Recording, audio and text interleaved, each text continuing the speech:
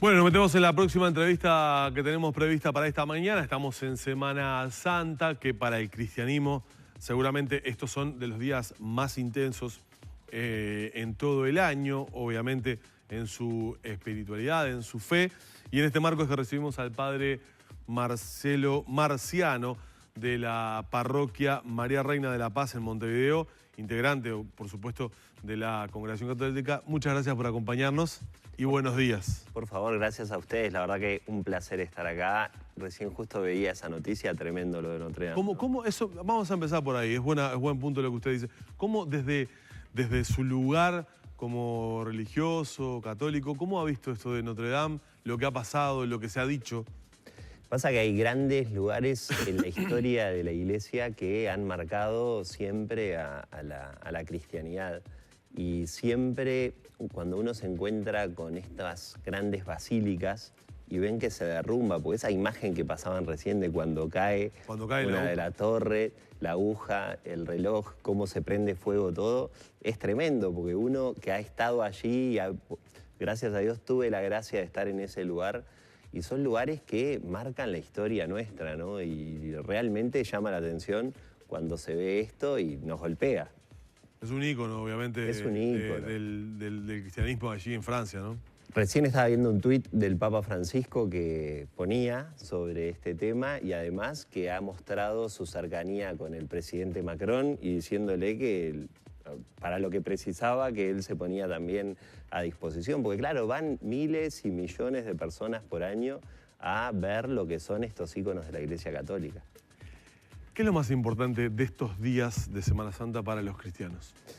Bueno, nosotros en Semana Santa siempre lo que hacemos es la celebración de la pasión, la muerte y la resurrección de nuestro Señor.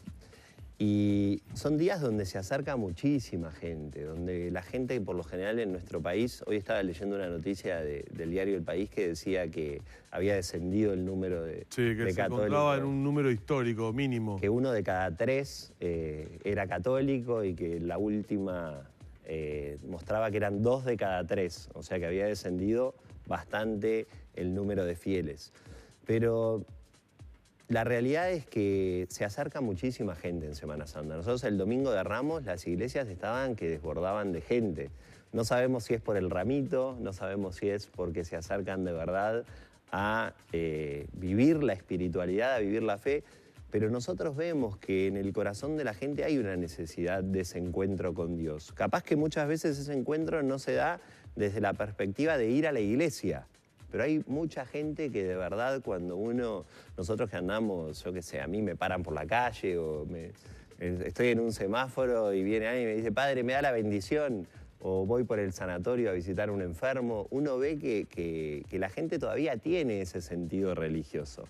Pero lo perciben eso, más allá de la semana esta, que es una semana muy particular para todos los cristianos, perciben que hay tal vez un menor culto en el templo, como dice hoy el diario País, o no, más allá de lo que diga el diario, ustedes no lo perciben el día a día. No, se percibe, sí. O sea, la realidad es que se percibe.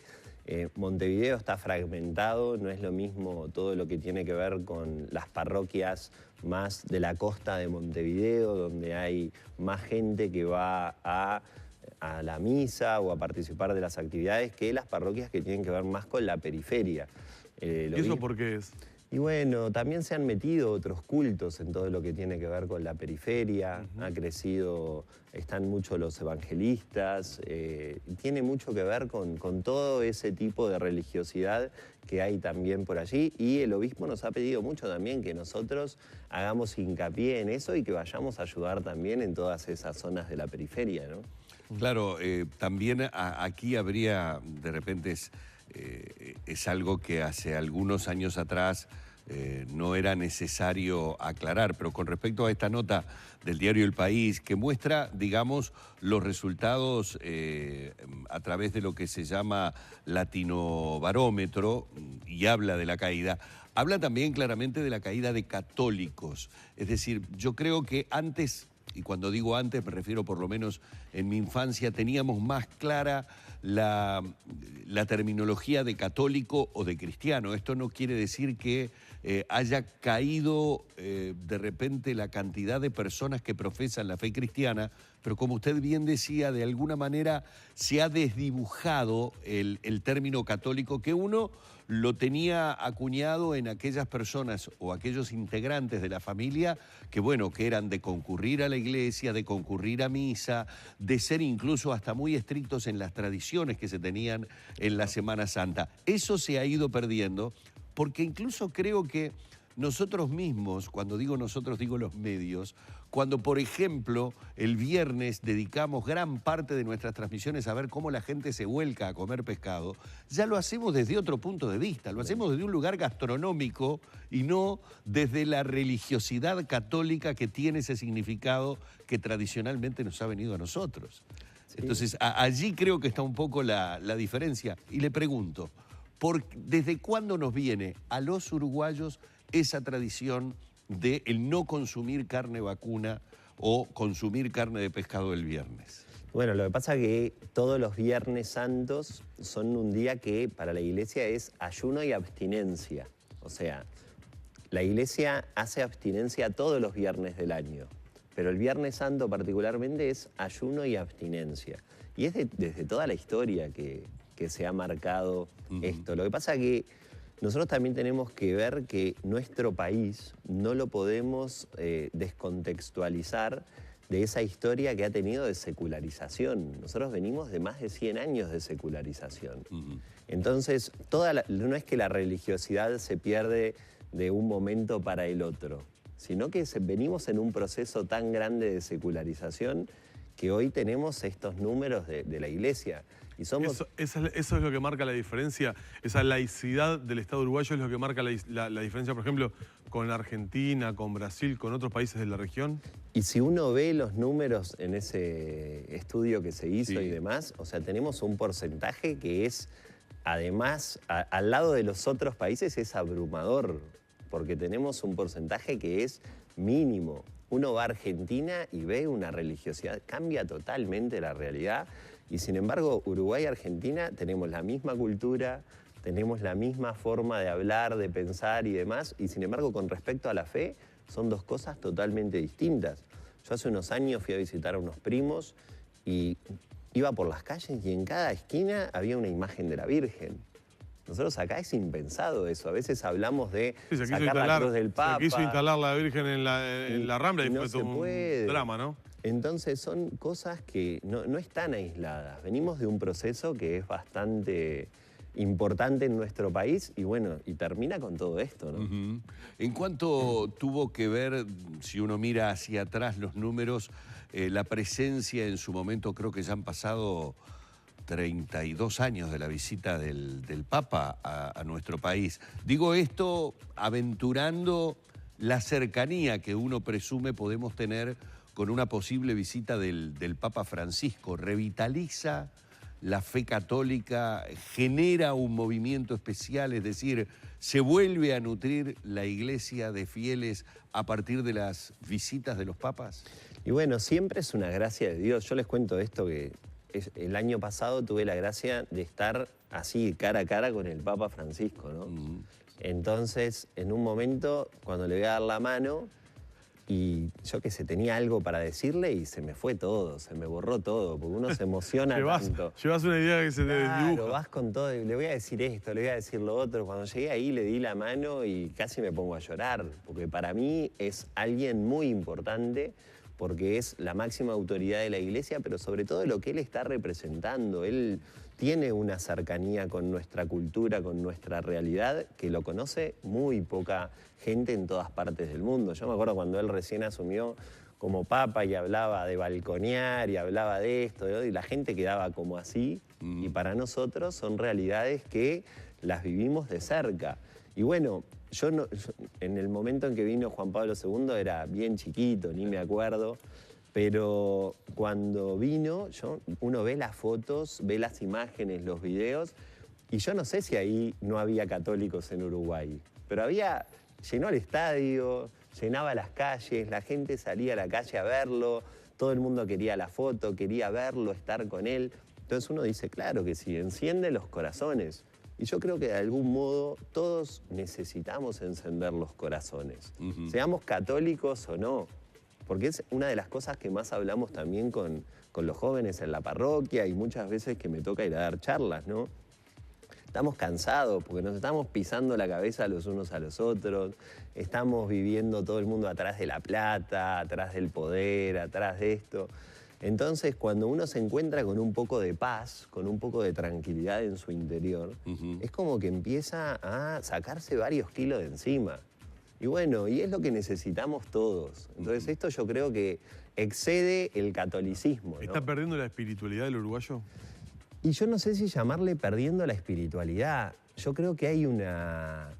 Cuando uno se aleja de todo eso, está perdiendo la vida familiar, está perdiendo la espiritualidad. Y digo la vida familiar en el sentido de que como andamos corriendo atrás del dinero, por ejemplo, a veces perdemos no solamente la espiritualidad, sino el estar con nuestra familia, con nuestros amigos. Yo desde que soy cura, por ejemplo, siempre les pido perdón a mis amigos porque los veo poco. Y me crié con ellos, estuve toda la vida con ellos, los sigo queriendo como el primer día. Pero uno, a medida que va tomando decisiones en la vida, va perdiendo un montón de cosas que le gustaría. Y eso, claro, que nos aleja de todo aquello que nos hace bien en el corazón. Yo soy un convencido, y lo digo porque me ha tocado estar del otro lado, porque me convertí de grande. Cuando era chico no quería saber nada con la iglesia, es más, me ponían un cura adelante y capaz que si le podía pegar una piña, le pegaba, en el sentido de que no quería saber nada con la iglesia. Después de que me encontré con Dios, me cambió la vida.